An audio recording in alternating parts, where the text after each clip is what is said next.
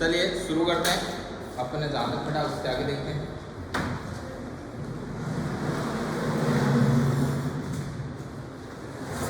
वो नहीं आएगी मेरे ख्याल से। देखिए अपन पढ़ रहे थे, अपन ने बहुलक को लेकर के कुछ चीजें हैं वो अपन ने लिखी, ठीक है।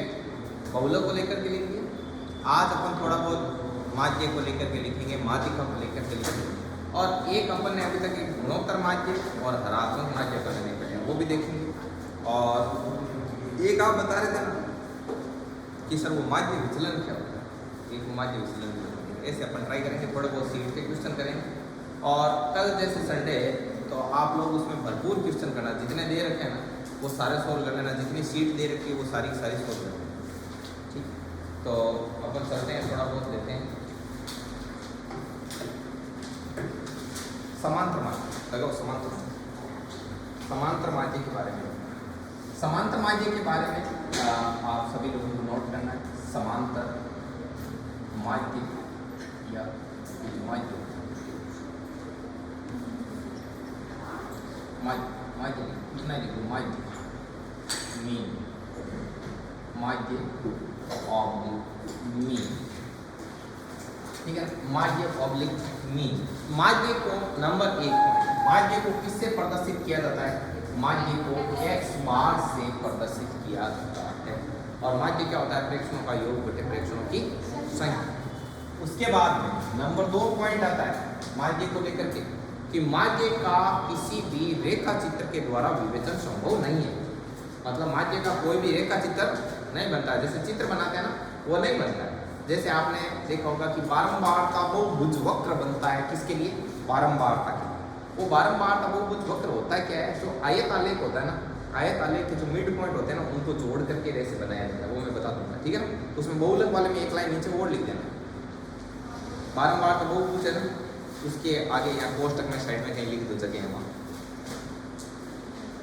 लिखो। बहुलक को प्रदर्शित करने के लिए आयत आलेख का प्रयोग किया जाता है। किसका प्रयोग किया जाता है? आयत आलेख का प्रयोग किया जाता है। आयत आलेख का प्रयोग किया जाता है। गेट का नजदीक कर दो, गेट नजदीक कर दो। आयत आलेख का प्रयोग किया जाता है। कर दिया आयत आलेख। और देखो इसका किसी भी, ये है जो इसका किसी भी रेखा चित्र द्वारा प्रदर्शन संभव है। किसी भी रेखा चित्र द्वारा प्रदर्शन संभव नहीं। इसमें देखो आपको मैं बताऊं आपको करना क्या। अभी मैं इन तीनों को साथ में भी बताऊंगा, इन तीनों की टेबल भी बनाऊंगा। इन तीनों को क्या करना है आपको, मतलब कि ऐसे सेपरेट याद रखना है, समझ आए? पहले इसको याद रखो, इसको इधर माध्य माध्यिका बहुलक, समझ आई बात? तो ऐसे सारणी बना दूंगा, वो आपको याद रखने में क्या होगी, आसानी रहेगी बहुत ज़्यादा। अभी देखिए पहले बता दो, इसको x बार से प्रदर्शित किया जाता है। इसका रेखा चित्र द्वारा प्रदर्शन संभव नहीं। जैसे आयत आलेख होता है, आयत आलेख में क्या होता है? जैसे बारंबारता होती है ना भाई, आयत आलेख ऐसे, अब 0 से 10 की जैसे बारंबारता 4 है ऐसे, फिर 10 से 20 की 5 ऐसे कर सकते हैं ना अपन। तो आयत आलेख का मतलब आयत आलेख के द्वारा अपन किसको प्रदर्शित कर सकते हैं? बारंबारता को। और जो माध्यिका होती है ना उसको संचयी आवर्ती वक्र, जिसको इंग्लिश में बोलते हैं ऑग्यू कर्व, ठीक है ना। और मतलब इसको ऑग्यू कर्व बोलते हैं और साथ ही साथ इसको तोरण वक्र भी बोलते हैं, ठीक है ना। और संचयी आवर्ती वक्र कौन से होते हैं? वो से कम और से अधिक वाले वो ग्राफ बनते हैं ना, एक वो आपके आसमान वाला वर्तमान वाला, वो होते हैं माध्यिका। माध्यिका को प्रदर्शित करने के लिए उसका क्या किया जाता है? प्रयोग किया जाता है। जबकि समांतर माध्य में ऐसा कोई सिस्टम नहीं, ठीक है। और इसके अलावा जो माध्य होता है इसका जो बीजीय विवेचन संभव है, बीजीय विवेचन संभव, बीजीय विवेचन संभव है। ये बीजीय विवेचन क्या होता है इसके बारे में मैं अभी आपको बताऊंगा, अलग से लिखाऊंगा पूरा विवेचन संभव है। पहले बाद में मोटे मोटे तौर पर तो अभी बता दूं, बाकी मैं थ्योरी में अलग से लिखाऊंगा। ये जस्ट लिखने के बाद जैसे मैं आपको बता दूं, ये कंसेप्ट बहुत ही ज़्यादा महत्वपूर्ण है कि यदि 20 आंकड़े और उनका समांतर माध्य आ रहा है जैसे 10, ठीक है। अब प्रश्न बोला जाए, तो प्रश्न में बोला जाए कि यदि प्रत्येक आंकड़े को 2 से गुणा कर दिया जाए तो समांतर माध्य क्या होगा? तो समांतर माध्य भी किससे गुणा हो जाएगा? 2 से। यदि 10 आंकड़े हैं या 20 आंकड़े हैं, उनका जो माध्य आ रहा है 30, अब आपसे बोला जाए कि यदि प्रत्येक आंकड़े को 3 से विभाजित कर दिया जाए तो माध्य क्या होगा, तो जो माध्य होगा वो भी किससे विभाजित हो जाएगा, 3 से। तो 30 में 3 का भाग देंगे कितना आएगा, 10। ऐसे समझ में आएगा। इसका मैं अलग से लाइन लिखाऊंगा, इसको बोलते हैं ये बीजीय विवेचन। तो इसका बीजीय विवेचन संभव, ठीक है। इसके अलावा जो मैंने बताया था आपको कि ये केंद्रीय प्रवृत्ति के माप होते हैं। तो केंद्रीय प्रवृत्ति के माप मैंने शुरुआत में ऐसे टेबल बनाई है, इधर लिखा हुआ है गणितीय माप, इधर लिखा हुआ है स्थिति माप। तो इस तरफ लिखा हुआ है गणितीय माप की तरफ क्या क्या लिखा हुआ है, माध्य, हरात्मक माध्य, गुणोत्तर माध्य। जबकि स्थिति माप में क्या लिखा हुआ है, माध्यिका और बहुलक। तो इससे एक चीज स्पष्ट हो गई कि जो माध्य होता है वो केंद्रीय प्रवृत्ति का गणितीय माप, ठीक है ना। तो केंद्रीय प्रवृत्ति का गणितीय माप, केंद्रीय प्रवृत्ति का गणितीय माप है। इसके अलावा चरम मूल्यों से सर्वाधिक प्रभावित होता है, चरम मूल्यों से सर्वाधिक प्रभावित, चरम मूल्यों से सर्वाधिक प्रभावित। ये क्या चीज होती है, चरम मूल्यों से सर्वाधिक प्रभावित होता है। तो इसमें देखिए, जैसे मान लो कि आप एक ऐसे निकाल रहे हैं कि 2 + 3 + 4 + 6 इनका समांतर माध्य निकालो। अब यदि मैं 6 की जगह 16 करूँ, 10 करूँ, 8 करूँ, तो ये हद से भी ज़्यादा क्या होता है, प्रभावित होता है। जबकि बाकी में ऐसा नहीं होता। जैसे बहुलक में 2, 3, 3 आगे 17 की जगह 18 दो, 20 दो, इससे फर्क नहीं। तो ये चीज़ समझ में आएगा। तो चरम मूल्यों से ये सर्वाधिक प्रभावित। इसके अलावा पूछे कि इसका कहाँ प्रयोग होता है, तो समांतर माध्य का जो प्रयोग है वो किसमें किया जाता है, औसत कैलकुलेट करने में क्या किया जाता है, समांतर माध्य का प्रयोग किया जाता है। क्योंकि औसत का भी सूत्र क्या होता है, राशियों का योग बटा राशियों से। इसमें भी वही प्रेक्षणों का योग बटा प्रेक्षणों से, ये प्रेक्षण वही है जो राशि। तो औसत ज्ञात करने के लिए इसका क्या करते हैं आप, औसत ज्ञात करने के लिए इसका उपयोग, ज्ञात करने के लिए प्रयोग।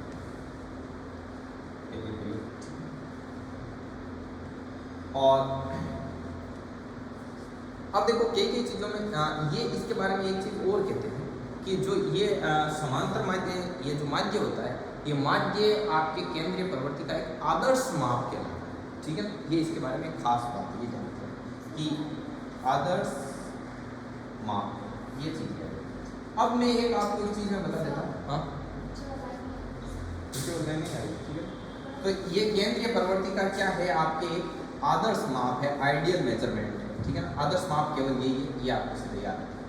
अब मैं बताऊँ क्वेश्चन कैसे कैसे हैं। कुछ क्वेश्चन है वो आप सीधे सीधे आपको कॉमन सेंस पर आधारित होते हैं। जैसे एक क्वेश्चन आया था अभी कुछ दिनों पहले, काफ़ी दिनों पहले, ठीक है। उसमें ऐसा पूछा हुआ था कि एक कंपनी जूतों का निर्माण करती है, तो वो केंद्रीय प्रवृत्ति के कौन से माप का क्या करेगी, प्रयोग करेगी। समझ नहीं बता किसका करेगी, वो बहुलक का प्रयोग करेगी। बहुलक का कैसे करेगी, कंपनी क्या करेगी, जूते बनाए, ठीक है ना।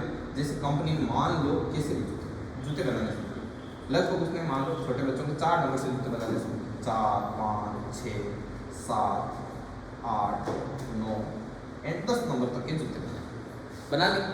अब कंपनी ने जूते बेचने शुरू किए, उसको पता लगा कि 4 नंबर के जो जूते हैं ना, उसके 1 लाख पीस, ठीक है। 5 नंबर के इसके 2 लाख पीस, 6 नंबर वाले के 10 लाख पीस, और 7 नंबर वाले के वापस 2 लाख पीस, ऐसे कर। तो जिस जूते के साइज का जो फ्रीक्वेंसी है, जो बारंबार सर्वाधिक आएगी, कंपनी नेक्स्ट टाइम पर किस पर वर्क करेगी, फिर 6 नंबर के जूते की आपको बहुत ज़्यादा डिजाइन देखने को मिलेगी मार्केट। क्यों, ऑलरेडी ये ज़्यादा बिक रहा है, तो ज़्यादा बिक रहा है मतलब इसका कस्टमर ज़्यादा है, इस साइज का कस्टमर ज़्यादा है, तो इस साइज के कस्टमर को जो अलग अलग वेराइटी दी जाए। इसलिए आप कभी देखना मार्केट वगैरह में जाओगे तो जिसके मतलब साइज आइडियल रहती है ना कि 6, 7, 8, तो उनके लिए तो बहुत अच्छे चप्पल वगैरह आप चाहो ना, मतलब हर कलर में मतलब कि आपको मतलब जूते मिल जाएंगे, हर डिज़ाइन में मिल जाएंगे। अब जिसके बहुत ज़्यादा बड़े आते हैं या फिर बहुत ज़्यादा छोटे आते हैं, ठीक है ना, तो उनके आप देखना कि पहले बार जूते नहीं मिलेंगे, घूमेगा पूरे बाजार, फिर लास्ट में जाके 1-2 सिंगल पीस बचेगा किसी के पास, क्योंकि वैसी साइज बहुत कम लोग लेते हैं, कम में बिकती है, तो कम मतलब दुकानें होती है वो कम डिमांड करती है। समझ में आई बात, तो फिर उनके जूते साइज होती नहीं, जो मिलती है वही लेके आनी पड़ती है। तो समझ में आई बात। तो एक क्वेश्चन आया था कि एक कंपनी जूतों का निर्माण करने वाली कंपनी केंद्रीय प्रवृत्ति के कौन से माप का प्रयोग करती है, तो किसका करती है, बहुलक, हाँ, जो इसका दिमाग, ठीक। तो ये भी क्वेश्चन पूछा, ऐसे भी चलिए ये कुछ चीजें थी, क्वेश्चन ऐसे भी पूछा जा सकता है, तो आपको इसका थोड़ा ध्यान। तो हेडिंग लगाओ मीन माध्य। अब इन बातों को अपन अच्छे से लिखेंगे।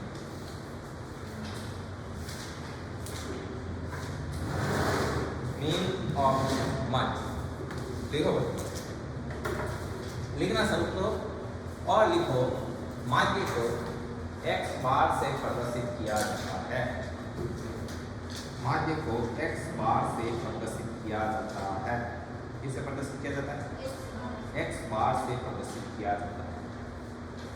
आगे लिखो, माध्य का प्रयोग औसत ज्ञात करने के लिए किया जाता है। औसत ज्ञात करने के लिए किया जाता है।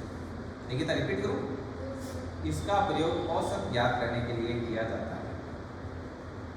कर दिया औसत ज्ञात करने के लिए। नेक्स्ट,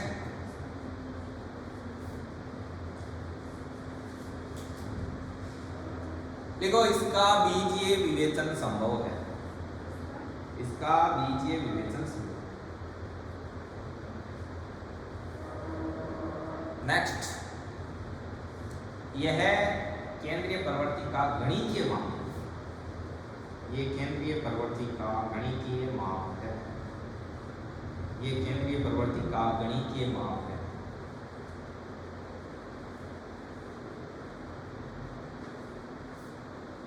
नेक्स्ट लिखो, यह चरम मूल्यों से सर्वाधिक प्रभावित होता है।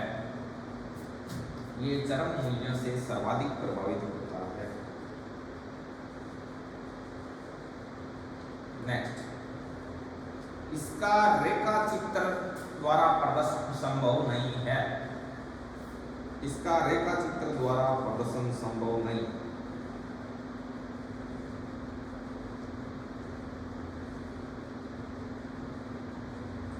आगे लिखना, यह एक आदर्श माप है। अरे लेफ्ट जी पॉइंट बना लिखा है, पॉइंट बना लिया ये लाइन में पॉइंट बना लिया। ठीक है ठीक है, ये एक आदर्श माप है। ये कैसा माप है? आदर्श माप। नेक्स्ट, इसका प्रयोग औसत ज्ञात करने के लिए किया जाता है। लिख दिया, ये लिख दिया। चरम मूल्यों से सर्वाधिक प्रभावित होता है, ये लिख दिया। गणितीय माप है, बीजीय विवेचन संभव है, इसका रेखा चित्र नहीं बनता और x बार से प्रदर्शन किया जाता है। ये गणितीय प्रवृत्ति का एक आपके आदर्श माप है, ये भी लिख दिया। इतनी बातें लिख दी। अब इसके बारे में दो चीज और, एक होती है पद विचलन। पद विचलन किस चीज को बोलते हैं? देखिए इस पद विचलन निकालो।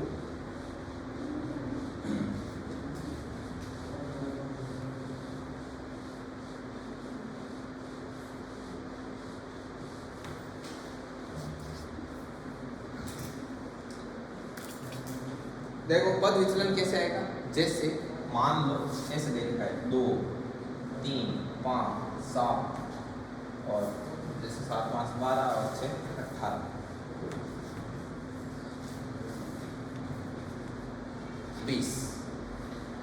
अब पद विचलन क्या होता है वो मैं बता देता हूँ। पद विचलन होता है x माइनस x, इसको बोलते हैं पद विचलन। ठीक है, अब पद विचलन में क्या होता है? ये पद विचलन निकालना है, ये माध्य के लिए पद विचलन निकल रहा है। ठीक है, तो पद विचलन यहाँ पर रखेंगे। माध्य, माध्य क्या होता है? आंकड़ों का योग बटा आंकड़ों की संख्या।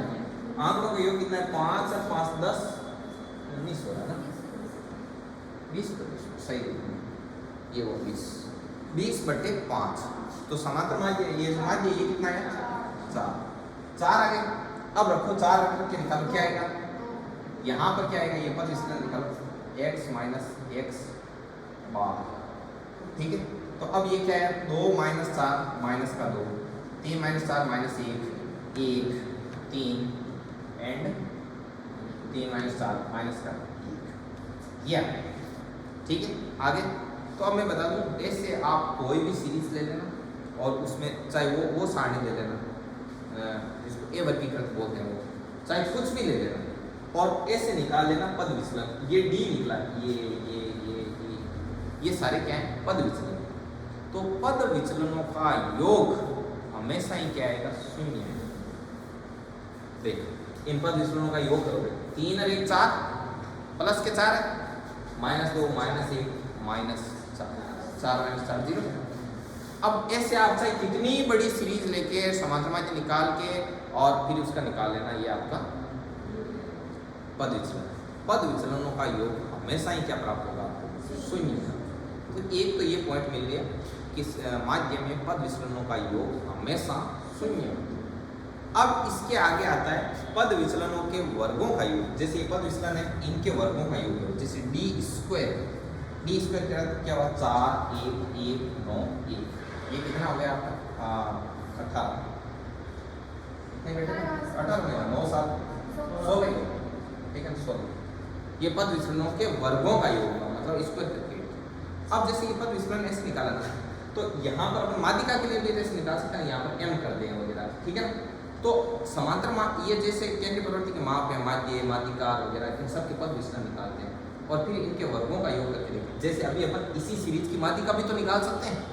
इसी सीरीज को भाई बढ़ते क्रम में लेकर माध्यिका निकाल दें, माध्यिका निकाल के मैं पद विचलन निकाल सकता हूँ और फिर पद विचलन के वर्ग करके उसका भी योग कर सकता हूँ ना।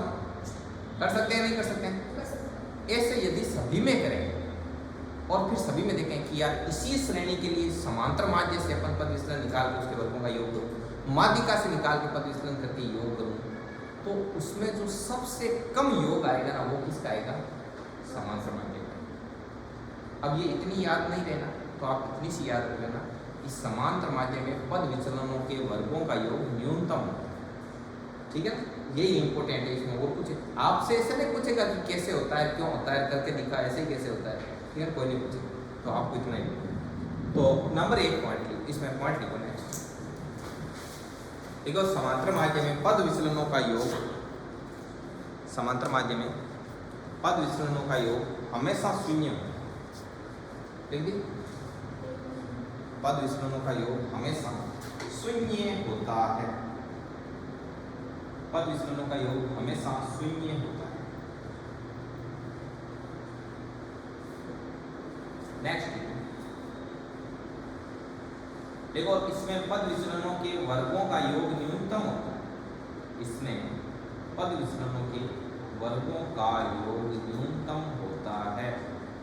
इसमें पद विचलनों के वर्गों का योग, हाँ, वर्गों का योग न्यूनतम होता है। पद विचलनों के वर्गों का योग न्यूनतम होता है।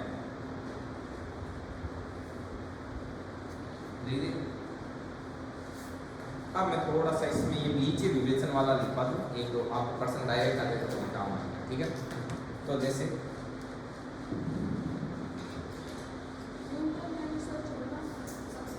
सबसे कम, ठीक है। अब देखिए, जैसे आपको क्वेश्चन देगा ऐसा, एक क्वेश्चन लिखेंगे अपन कि 10 प्रेक्षणों का माध्य 48 का माध्य 48 तो है यदि अब यदि नंबर 1 प्रत्येक प्रेक्षण को 2 से गुणा किया जाए, प्रत्येक प्रेक्षण को 2 से गुणा किया जाए तो समांतर माध्य, कहाँ तक आ रहा है? तो तक है, तो समांतर माध्य होगा। तो x बार इंटू कैसे समझ आओगे, समांतर माध्य होगा। तो समांतर माध्य क्या होगा? तो समांतर माध्य होगा 48 × 2 कितना? 96, ठीक है। अब ये चीज समझ आई। और यदि प्रत्येक प्रेक्षण को इसको ऐसे कर लेते हैं, ऐसे कर लेना, प्रत्येक प्रेक्षण को 2 से भाग दिया जाए तो समांतर माध्य होगा, कितना होगा? 48/2, कितना हो गया? मतलब बार बार निकालने की जरूरत नहीं है कि पूरी सारणी बनाए, प्रत्येक आंकड़े में भाग देके देखें ऐसे, ठीक है। अब यदि प्रत्येक आंकड़े में से 2 घटाया जाए, ठीक है, यदि प्रत्येक प्रेक्षण में से 2 घटाया जाए,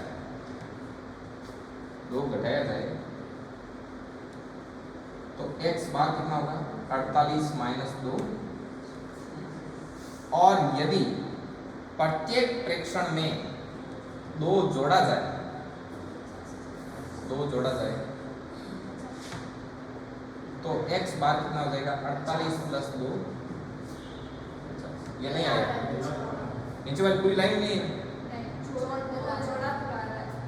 जोड़ा तो कारण ठीक है यहाँ पे।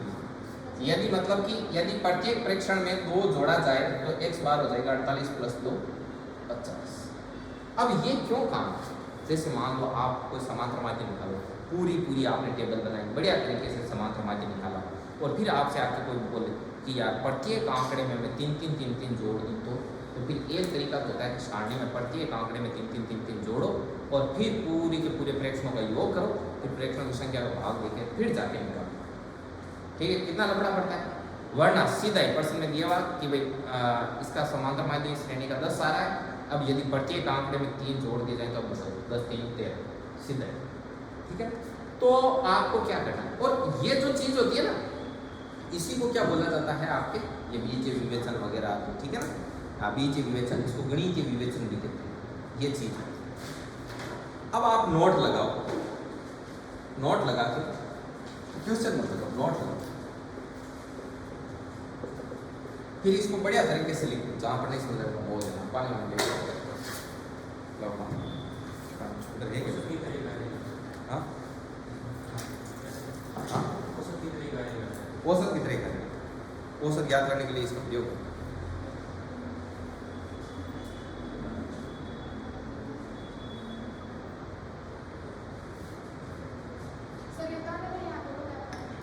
नहीं आप लिख सकते हो, देखो आराम से लिखो, कोई दिक्कत नहीं।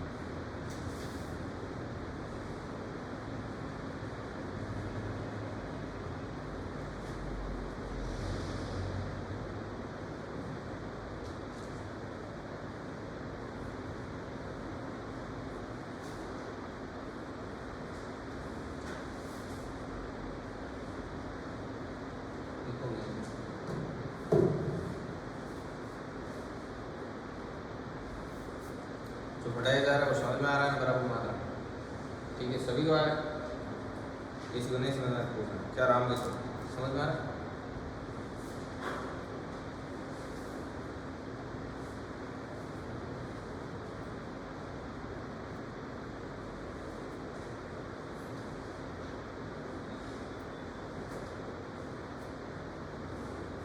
आप ये एग्जाम्पल आपने को पहले पढ़ते थे ना यहाँ पे, हाँ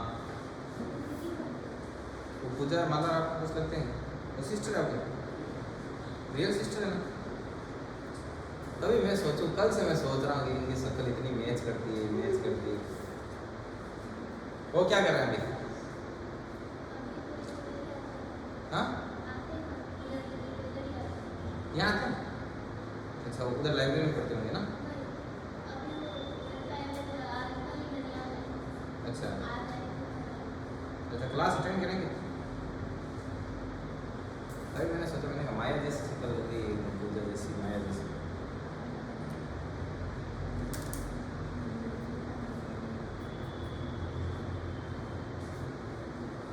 एक वो पहले हेमलत आते थे, वो क्या करते हैं? मिले नहीं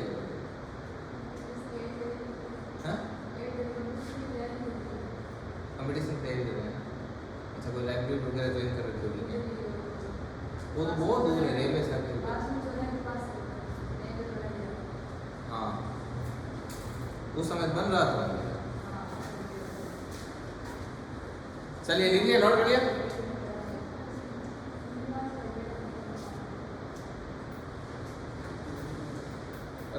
खूब आते थे पहले, तो पूरे नागौर के चप्पे चप्पे से आ जाते थे।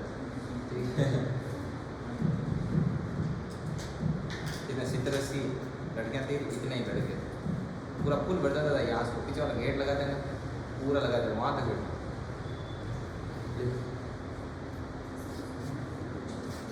नेक्स्ट है मादिका।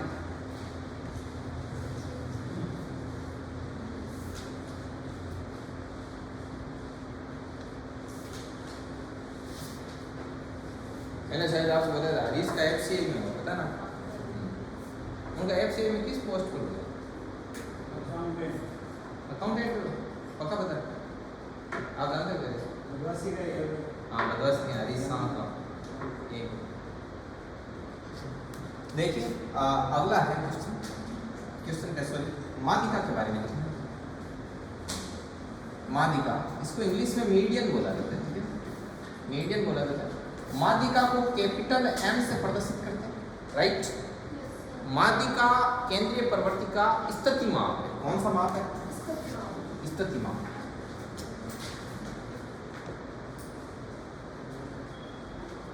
केंद्रीय प्रवृत्ति का ये स्थिति माप है और इसका प्रयोग किसमें करते हैं? गुणों के लिए किया जाता है, जैसे बुद्धिमत्ता, चातुर्य, सुंदरता आदि चीजों के लिए इसका प्रयोग करते हैं। जैसे गुणात्मक उपयोग है इसका, गुणात्मक उपयोग गुणों के लिए, जैसे बुद्धिमत्ता हो गई, चातुर्य हो गया, चातुर्य मतलब चतुरता होता है, गुण होता है, बुद्धिमत्ता, चातुर्य, सुंदरता, इन सब। ठीक, इसका बीजीय विवेचन संभव नहीं है। इसका बीजीय विवेचन, इसमें ऐसा नहीं है कि मादिका 5 आ रही है, सभी में 2 जोड़ो तो 7 हो जाएगी, ऐसा नहीं होता है। ठीक है, इसका बीजीय विवेचन संभव नहीं।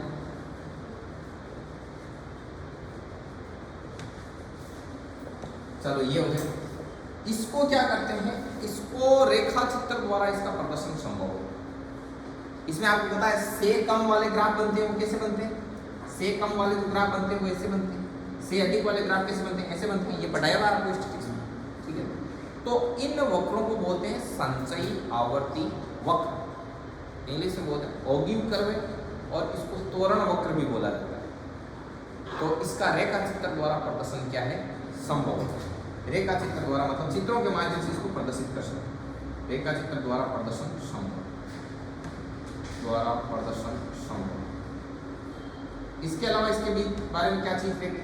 बीजीय विवेचन संभव नहीं, गुणात्मक उपयोग, बुद्धिमत्ता, चातुर्य, स्थिति माप, रेखा चित्र द्वारा प्रदर्शन संभव। चरम मूल्यों से ये न्यूनतम प्रभावित है। चरम मूल्यों से ये क्या होती है? न्यूनतम प्रभावित। चरम मूल्यों से न्यूनतम प्रभावित। हाँ, ये दोनों में न्यूनतम प्रभावित है, मैंने चेक किया। ठीक है, 2-3 की जगह देखा, 1-2 जगह और देखा, सभी जगह चरम मूल्यों से न्यूनतम प्रभावित। और वो मतलब एक्सप्लेन करते वक्त इसको ऐसे बोलते हैं कि चरम मूल्यों से न्यूनतम प्रभावित अर्थात न के बराबर प्रभावित होते हैं, अर्थात आप उनको ए प्रभावित भी मान सकते, ऐसे बताते हैं। ठीक है, और लिखवाते टाइम ऐसे लिखवाते। चलिए, ये कुछ पॉइंट हैं मादिका को। ठीक है, हमारा लिखना शुरू करो।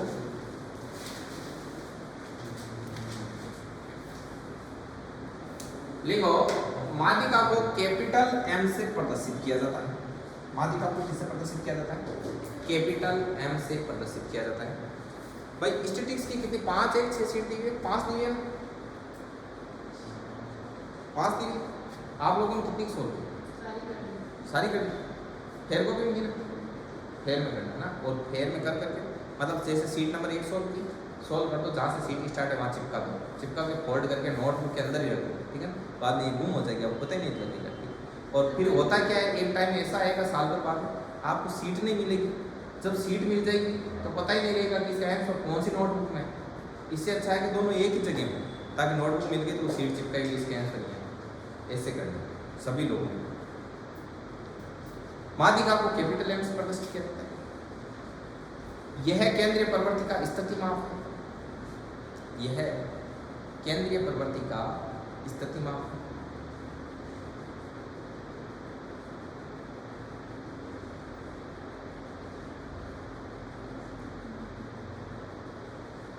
इसका प्रयोग गुणात्मक उपयोग में किया जाता है। गुणात्मक उपयोग के आगे कोष्टक में लिखना, बुद्धिमत्ता, चातुर्य, सुंदरता, बुद्धिमत्ता, चातुर्य, बुद्धिमत्ता, चातुर्य, सुंदरता, बुद्धिमत्ता, चातुर्य, सुंदरता, लिख दिया। नेक्स्ट,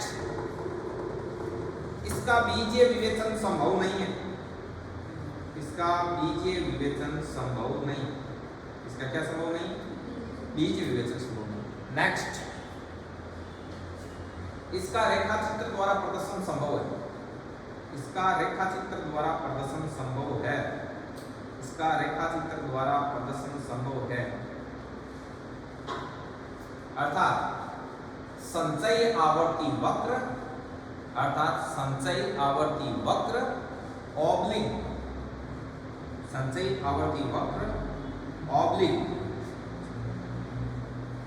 संचयी आवर्ती वक्र ऑब्लिक, तोरण वक्र, आगे कोष्टक में लिखना ओगिव कर्व, क्या लिखोगे, ओगिव कर्व, ओगिव कर्व द्वारा इसको प्रदर्शित किया जाता है, ओगिव कर्व द्वारा इसको प्रदर्शित किया जाता है।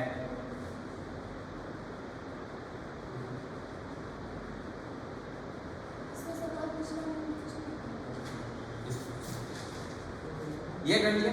नेक्स्ट पॉइंट देखो, ये चरम मूल्यों से न्यूनतम प्रभावित होती है, यह चरम मूल्यों से न्यूनतम प्रभावित होती है, यह चरम मूल्यों से न्यूनतम प्रभावित होती है, यह चरम मूल्यों से न्यूनतम प्रभावित होती है। अब भाई दो चीज बची, एक तो बचा है आपका गुणात्मक माध्य और एक बचा है आपका हरात्मक। ये माध्य विचलन, माध्य विचलन कर रहे हैं, माध्य विचलन की अलग से क्लास है, एक क्लास।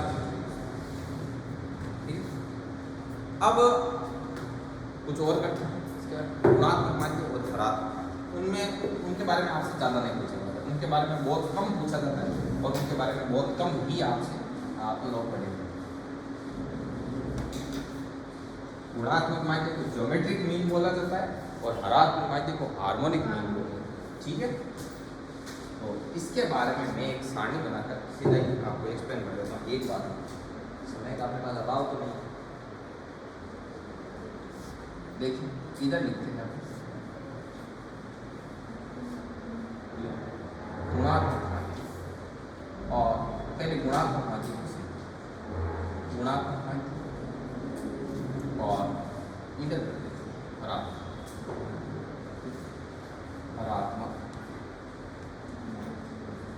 गुणात्मक माध्य और हरात्मक, ठीक। अब गुणात्मक माध्य इसको बोलते हैं ज्योमेट्रिक, ज्योमेट्रिक मीन,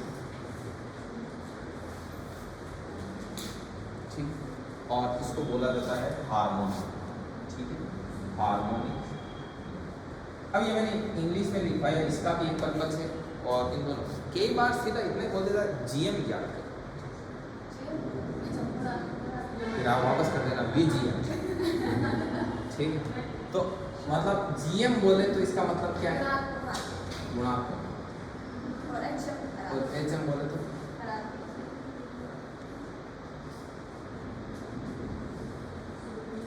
चलिए। जब तक व्हाट्सएप नहीं आया था ना, तब तक टीसी का मतलब वो ट्रांसफर सर्टिफिकेट था, स्कूल वाली टीसी है ना। चलिए, गुणात्मक माध्य है, ठीक है। गुणात्मक माध्य का किसमें प्रयोग करते हैं और हरात्मक माध्य का किसमें प्रयोग करते हैं, ठीक है। तो गुणात्मक माध्य का प्रयोग किया जाता है वर्धी दर में, वर्धी दर ज्ञात करनी है तो वर्धी दर में इसका क्या किया जाता है, उपयोग किया जाता है, वर्धी दर में इसका उपयोग किया जाता है, ठीक। और हरात्मक माध्य का किसमें प्रयोग करते हैं, चाल, दूरी एंड समय, चाल, दूरी एंड समय, इसमें इसका क्या किया जाता है, उपयोग किया जाता है, ठीक। अब जैसे आपके पास n आंकड़े दे रखे हैं, x1, x2, ये मैथमेटिक्स वालों का xs, ठीक है, और xn, ठीक है। तो ये जो x1, x2, xn और इनका यदि आपको निकालना है गुणात्मक माध्य, इनका जीएम निकालना है तो आप कैसे निकालोगे? Under the root of x1 गुणा x2 गुणा x3 गुणा xm और यहाँ पर क्या आएगा? तो इनका जो जीएम होगा वो ऐसे। अब मान लो ऐसी चीज उस तरफ यदि आपको आंकड़े दे दो x1 x2 xn ये क्या है? आंकड़े। इनके उदाहरण लिख लेता हूँ xn इनका hm इनका जो hm होगा वो कैसे होगा? n upon 1 upon x1 plus 1 upon x2 n plus dot dot dot plus 1 upon x। ये आपका hm है। इसमें क्या कहते हैं? हाँ इधर से थोड़ा इधर से नहीं आएगा xn ये नहीं है चाहे लेके लो चाहे ये 1 अपॉन xn ये नहीं है ये डॉट डॉट है यानी 1 अपॉन x। वो तो मुझे समझ में आ गया ये डॉट लेकिन ये भी वाले को समझ में नहीं आएगा ना देने के बाद। मैंने समझाने के बाद सुनी समझते नहीं अब हम चिल्लर। हाँ बिल्कुल हार्ड से तो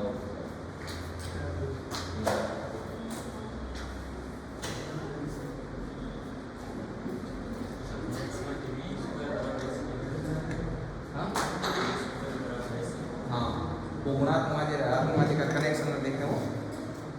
हाँ हाँ गुणोत्तर माध्य होता है वो। हाँ होता है बताएंगे वो भी बताएंगे वो अलग।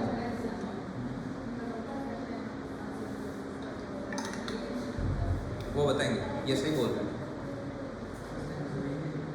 ये बोल रहे हैं उस हिसाब से जिसमें उसको बोला जाता है सार अनुपात निकालते हैं ना जैसे ए बी सी ऐसे हैं तो बी ए बराबर सी बटा ए बराबर सी बटा ए तो सी बटा बी सॉरी तो उससे क्या होता है वो बीच में देखो मैं बताता हूँ कैसे।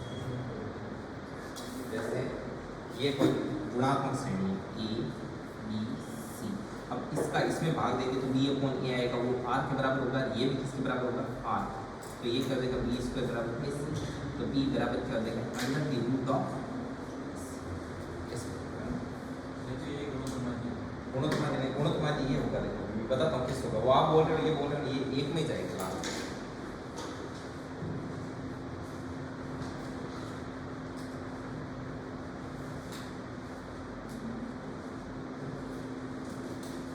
चाय वगैरह कोई ऐसे नहीं वो पीछे रह गया चाय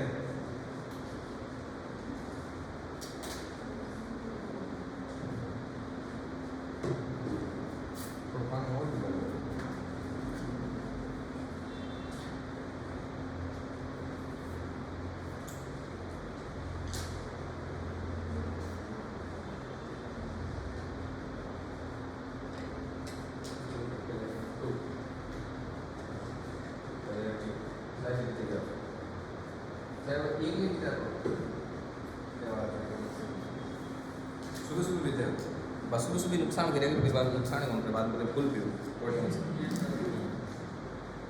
आधे दोस्त के चक्कर में नहीं पीते उसको क्या बोलते हैं? नहीं वो होता है अभी मैं दिमाग में बताऊंगा।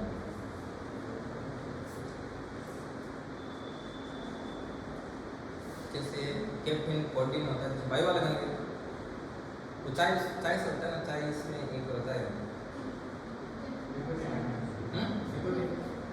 क्या क्या कॉफी में होता है वो एक कॉफी होता है चाय में अलग होता है चाय अरे चाय में क्या होता है चाय अभी मुझे नाम याद नहीं आ रहा इतना सही नाम है 3-4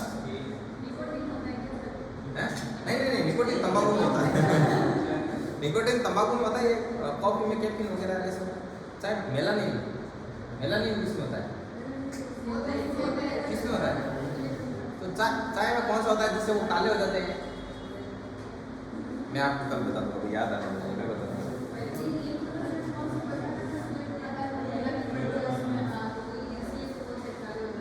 हाँ मेलानिन हाँ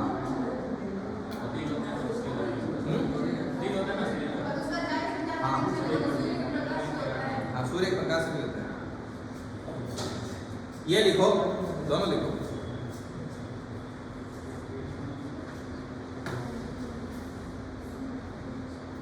कल कौन कौन आए भाई वहाँ लाइव टेस्ट में? कितने लोग थे? बिना शायद कितना आए थे? 3, 1, 2, 5, 1, 6 और 3, 9 लोग। ठीक है, बाकी लोग कहाँ थे? बाकी कहाँ थे? जब मैं वेट करती हूँ तब आप आते हो।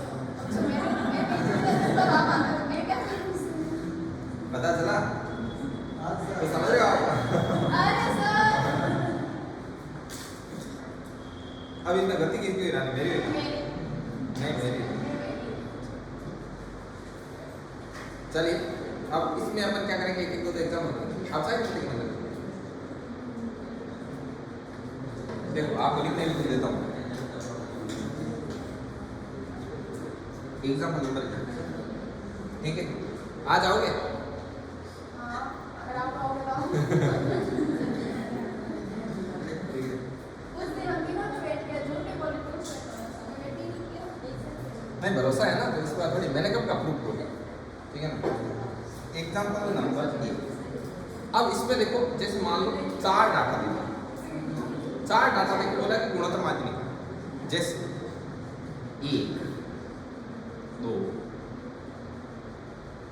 4, 5। इसका क्या निकालना है? गुणोत्तर माध्यमिक।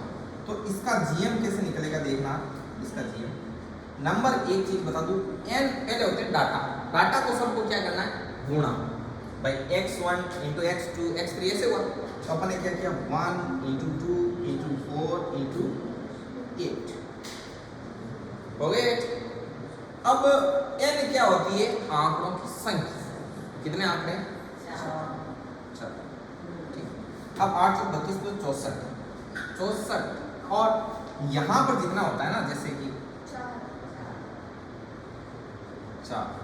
अब 4 है, जैसे यहाँ पर सिर्फ रूट होता है, इसका मतलब रूट 2 होता है और इसका मतलब पावर हाफ। यदि ऐसे 3 होता है तो इसका मतलब पावर 1/3 होता है। तो ऐसे 4 होगा तो क्या मतलब होगा? 1/3। ये ऊपर कॉपी में ऊपर हाथ से नहीं लिख देना, ठीक है ना, क्योंकि इसमें बहुत काम आएगा। 5 डाटा होगा तो कितना हो जाएगा? 1/5। अब इस 4 के ऊपर ऐसे लिखिए। अब इसको सोल्व कर लो जितना हो सके। इसको क्या लिख सकते हैं? 4 हो जाएगा? नहीं 4 तो 16 हो जाएगा ना। 4 की पावर 3 में ही लड़ जाएगा ये पूरा। ये 2 की पावर कितना हो सकता है? 2 की पावर कितना हो सकता है? 2 की पावर 6 हो रहा है। ठीक, चलो कोई नहीं, इसको आप जो भी हो वो देख लेना। 2 की पावर 6 हो रहा है इंटू 1/4। तो इसको काट दो, मतलब घात की घात गुणा होती है, ठीक है? तो इसको ऊपर लिखते हैं 2 की पावर 6/4, मतलब 2 से काट दो 3/2। 2 की पावर 3/2, इसको लिख सकते हैं 2√2, ठीक है ना? यहाँ तक लिख लो। क्या ठीक है, मैं तो समझ में आपने काटा और आपने देखो इसको 64 को क्या लिख सकते हैं? 2 की पावर 6। अब इसके आगे ये देखा जाता है कि आगे ऑप्शन कहाँ जा रहा है। जैसे ऑप्शन ये आ गया तो ये ठीक है। ऑप्शन यदि 4 की पावर में दे रहा है तो 64 को किस में कन्वर्ट करेंगे?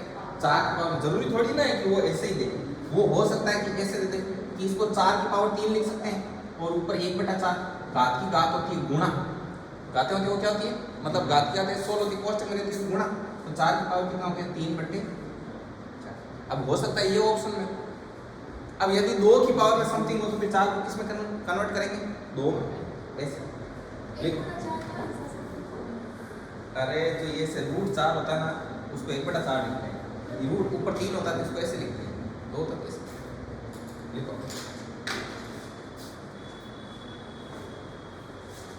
हालांकि मैं आपको एक चीज बता दूं, जो भी आपको क्वेश्चन देगा स्टैंडर्ड में, वो आपको ऐसा देगा कि यहाँ पर बनेगी, जैसे यहाँ पर बना 16 को क्या लिखा जा सकता है? 2 की पावर 4 और 2 की पावर 4 के ऊपर पावर आएगी 1/4। तो 4 से 1/4 कैंसिल, आंसर क्या देगा? 2। ऐसा क्वेश्चन आएगा, मतलब ऐसा क्वेश्चन होगा जिसमें परफेक्टली घात क्या हो जाए? कट हो जाए।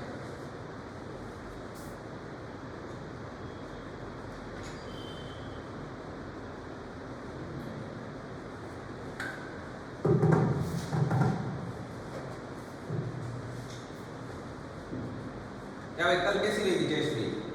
बढ़िया, मजा आया ना? हाँ, कहाँ आए? किलर आ भी देगा। है, क्या बात है। एक वो BR11 कौन है?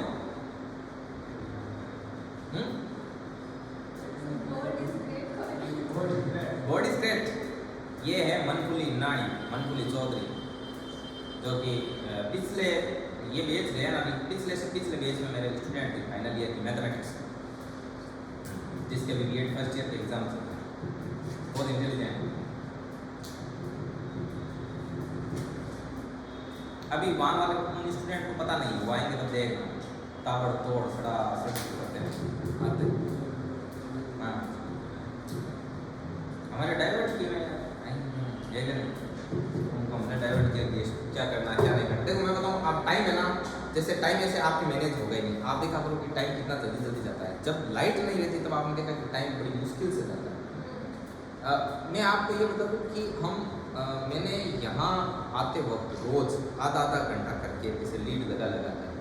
अब तो दो एक बुक सुनी, जैसे कई बुक होती है तो बुक पढ़ने का क्या मुझे शौक है बहुत ज़्यादा, लेकिन उसके क्या है वो मेरे पास वो टाइम नहीं रहता उसको पढ़ने का, तो हम उसका ऑडियो वर्जन है ना उसको ज़्यादा सुनते हैं आते वक्त जाते हैं। तो एक बुक होती है ना लगभग 150 से 200 पेज की कोई बुक होगी ना, तो वो लगभग 7.5 घंटे 8 घंटे की, उसका यूट्यूब पर लिंक मिल जाता है।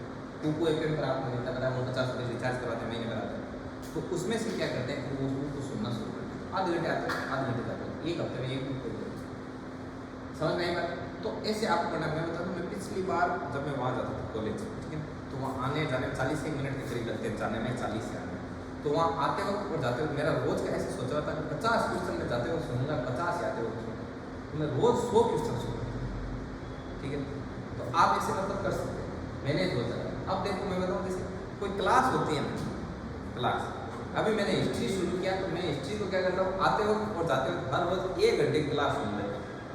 तो 1 घंटे तक वो सब बताते हैं कि कालीबंगा में ये हुआ, डोरी प्राचीन मिली, इसमें ये मिले, इसमें ढिंगड़ा मिला, इसमें ये मिला, वो सारा सुन लेते हैं। अब सुनने के बाद में क्या करते हैं, घर जाते हैं ना, फिर उसको क्लास तो फिर आप ऐसे चला जाओगे, वो हमारे ऐसे देने कि वहाँ रोकने की, यहाँ से कह ऐसे कर लेंगे। हाँ, सब मैनेज होता है, ऐसा कुछ नहीं होता है। अपन ऐसा कौन सा या तो नहीं कि आप बाइक वगैरह ऐसे चला तो इतनी लंबी रोड है तब तक आप ऐसे अटेंशन होके बैठे रहते हैं, वैसे ही कुछ ना कुछ तो चलता ही रहता है, ठीक है। तो इससे अच्छा, तो उससे मैं बताऊँ क्या फ़ायदा होता है, उससे फिर क्या होता है, घर जाते ही सीधा ही लिखना ही रहता है। लिखने के लिए PPT आती है, फटाक के बाद हम लिख दी। तो ऐसे कर करके रोज, मतलब इससे आप बोलोगे कि सर क्या होगा, अब उसमें 80 क्लास डाली है, 1-1 घंटे की 80 क्लास। 80 क्लास में इंडियन हिस्ट्री और राजस्थान हिस्ट्री जितनी फर्स्ट ग्रेड में लगे, दोनों मिला के 10 क्वेश्चन आएंगे, पूरी होती है। आप यहाँ पढ़ाएंगे तब समझ में आई बात? तो मतलब ऐसे आपको क्या करना, मैंने, और मैं बताऊँ वैल्यू एड तो होगी, 110% होगी वैल्यू एड। आप लिखते हो ना तब तक मैं खुद पढ़ लेता हूँ। समझ में आई बात? हमारे नेट के नोट्स दिए हैं, उसमें बोला सर ने बोला कि रोज 1.5-2 घंटा रिविजन करना, तो मार्केट को 1.5-2 घंटा है रिविजन करना, ठीक है, टाइम है ही नहीं, वैसे ही नहीं, पहले से इधर उधर से जुगाड़ करें। तो उसमें आप जैसे अभी कुछ लिखो, इतना लिखो, अपन बोलें तब तक उसमें से घर के नोट्स बनाए, शॉर्ट नोट्स की पिक लिखी, तो अपन उसको बीच बीच में ऐसे लिख लें। अब कई लोग होते हैं ना, तो वो मुझे बोलते हैं कि मैं कभी कोई सर्कल वगैरह होता है तो वो बोलते हैं कि कौन सा नहीं यार, एक बार में याद होता है, कि कौन सा भी तो ऐसे बीच में देख लेकर सारा याद होता है। हाँ, मैंने कहा कौन सा का तो नहीं पता, एग्जाम में चूके चलाऊंगा 10 में से 6-7 मेरे से ही निकलेंगे ना, तो उसकी वजह ये रहेगी। समझ में आई बात? और इससे मुझे ये हेल्प मिलती है कि जब मैं ऐसे नोट्स पढ़ लेता हूँ, अब मैं फ्री होकर पढ़ता हूँ ना, तो 67 होते हैं, फिर आगे लेना रहता है वीडियो को, दमा से आगे लेते। समझ में आई बात? इसका कुछ ना कुछ क्या होता है, अंश है वो ठहर जाता है, तो ऐसे मैनेज होता है, वरना इतना काम एक साथ होता है। समझ में आई क्या? अब छोटी छोटी चीज़ें कितना परिवर्तन करती है आपको मतलब इसका अंदाजा ही नहीं है। आपको मैं एक चीज़ बता दूँ, यदि फोटोकॉपी निकालते कुछ फर्क नहीं पड़ता, निकालते हैं सही, फोटोकॉपी उस फोटोकॉपी निकाला, विचित्र में पेज क्या आता है, एकदम वाइट, पूरा साफ, नीट एंड क्लीन, कुछ आता ही नहीं। इसको क्या बोलते हैं, ये कंसिस्टेंसी होती है ना, जो रेगुलरिटी होती है ना, उसका क्या होता है रिजल्ट।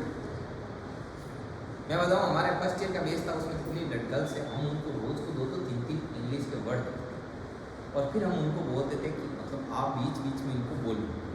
खिचड़ी भी खूब होती थी, वो मिक्स बोलते थे, मारवाड़ी इंग्लिश, कड़ी खींचे देते, कड़ी खींचे देते। तो तो यहाँ करता करता रोज का 3 4 5 3 4 5 3 4 5 साल कंप्लीट हुई, तो बहुत बड़ी मतलब मैम कितनी हो आग लगा हो सकता है कितनी भी आवड़ी, ठीक है ना। तो ये क्या होता है कि आपको रेगुलरिटी हो। अभी आप सोचो, अभी जो रोज लाइव टेस्ट ले वो 1 घंटा बैठा रहेगा, ठीक। तो 1 घंटे में 80-100 क्वेश्चन तैयार होते हैं, महीने में 2,000 क्वेश्चन तैयार होते हैं। कोई मान लो गलती से 2 महीने रहा, उसके तो बहुत कुछ हो गया।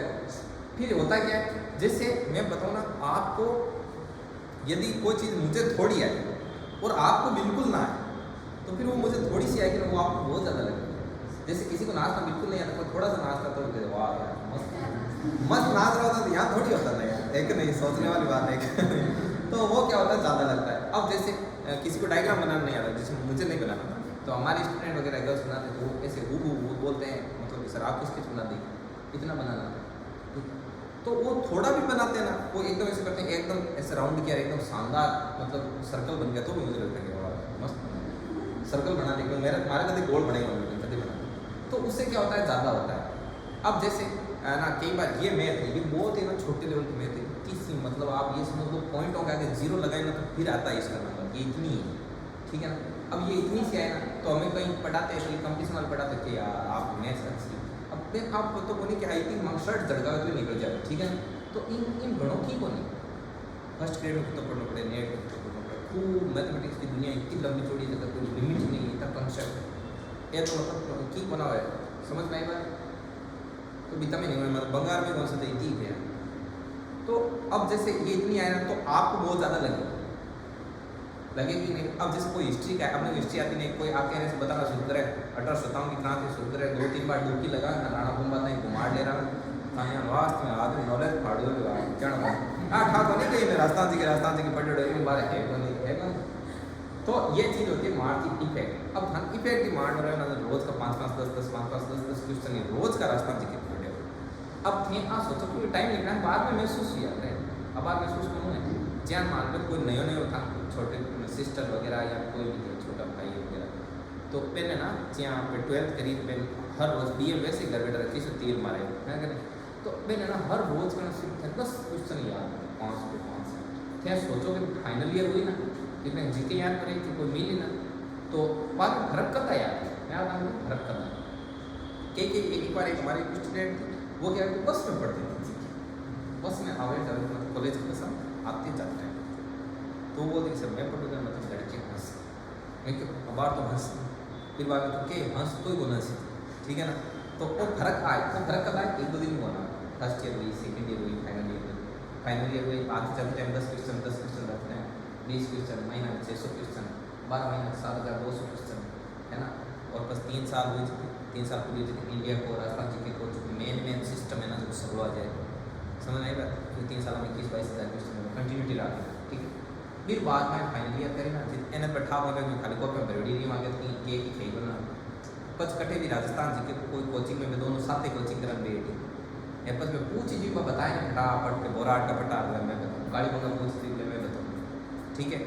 और की पूछी कोई इंडिया वर्ल्ड ज्योग्राफी में पढ़ कोई डाटा पूछी प्रशांत महासागर लंबाई चौड़ाई ऊंचाई, और 5-7 क्वेश्चन लगातार बता दिया ना, लाना मोरल पे ही डाउन हो जाए ठंडा हो जाए, ठीक है।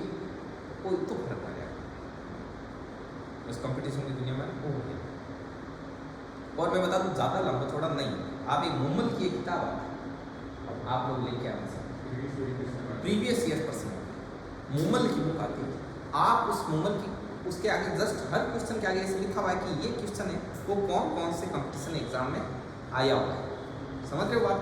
तो उसके नीचे देखना इतने लिखे एक question Rajasthan police BSTC PTT 3rd grade 2nd grade लेखापाल और देखता फलाना, मतलब वो एक क्वेश्चन ही इतना एग्जाम में अपने माइंड में क्वेश्चन है जो पाँच में।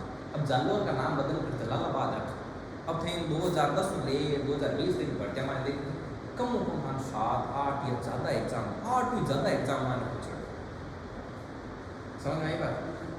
तो एक क्वेश्चन एक यहाँ का क्वेश्चन है जगह छोटी चीज़ में परिवर्तन होता है। मैं फिर कहता हूँ अभी मैंने कॉलेज में पहले सिर्फ एक लड़की लेके आई थी, मतलब मुंगल की कैसे, उसके बाद पूरे कॉलेज में सब लेके आई, ठीक है। इतनी मुंगल लेके आई सभी लड़कियाँ सब पढ़ते थे हमारे साइंस बैकग्राउंड वाले से, तो मैंने बोला कि आप मुंगल ही मुंगल पढ़ो, और ईमेल में से क्वेश्चन आए।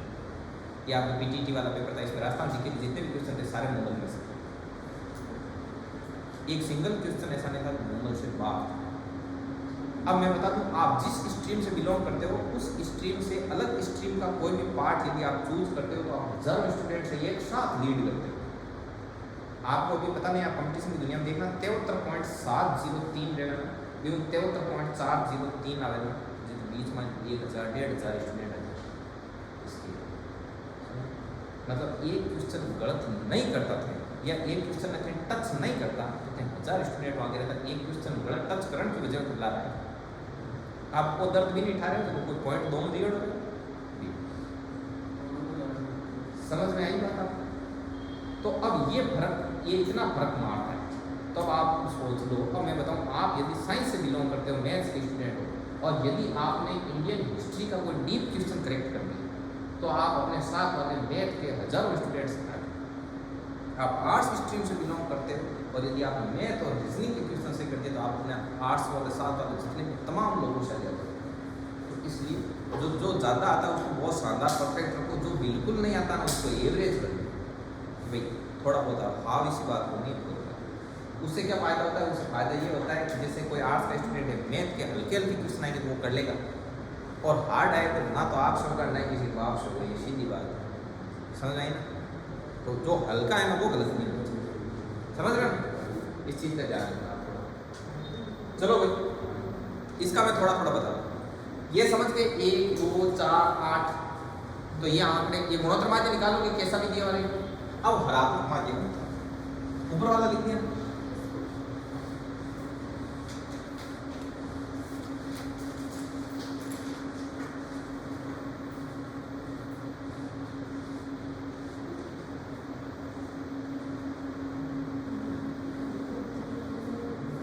अब देखो HM कैसे निकालो। जैसे आपको दो चीज देते, दो ही डाटा दे, एग्जाम्पल 3 व 5 का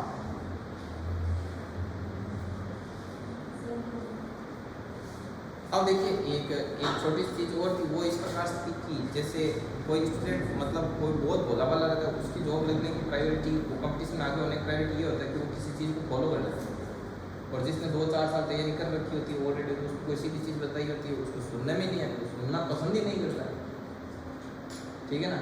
ऑलरेडी अभियान के लिए भरी हुई, और जो चीज़ भरी हुई होती है उसमें और भरना संभव नहीं है। जैसे बाल्टी फुल भरी हुई है, उसमें और भरना संभव नहीं है।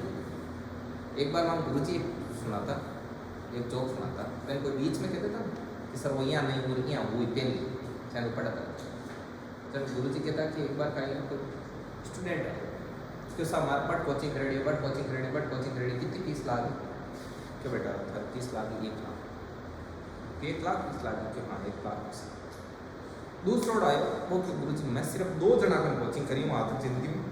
हाँ मैं मान बताओ, हाँ सेम ही चीज़ में था पर कितना कलर विचित्र जा रहा है। वो पहली बार देखिए तुम्हारा 3 जगह क्रेडिट लाख होता है, आपको 2 जगह क्रेडिट विचित्र जा रहा है। बाद में एक जगह क्यों गुरुजी में एक गुरुजी की कोचिंग कराई, बट पढ़ेड़ी अब तो कितनी फीस का 50। एक आया कि गुरुजी मैंने एकदम फ्रेश हूँ कि नहीं है मैं हाँ घुमाता ही है, अब डुबो तो तेरो तो क्यों बेटा 25,000 लाख बेट।